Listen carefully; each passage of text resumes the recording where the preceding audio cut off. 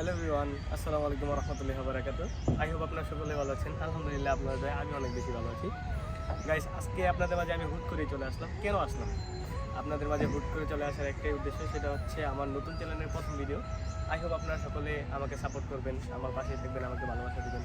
আপনাদের সাপোর্ট, আপনাদের ভালোবাসা পেলে আমি পরবর্তী সময়ে ভালো কিছু করার চেষ্টা করবো, ভালো ভিডিও নিয়ে আসবো। আমার ভিডিওর মধ্যে সব কিছুই থাকবে আশা করি। সো আপনারা সবাই আমার সাথে থাকবেন, আমার ভিডিওগুলো এনজয় করবেন।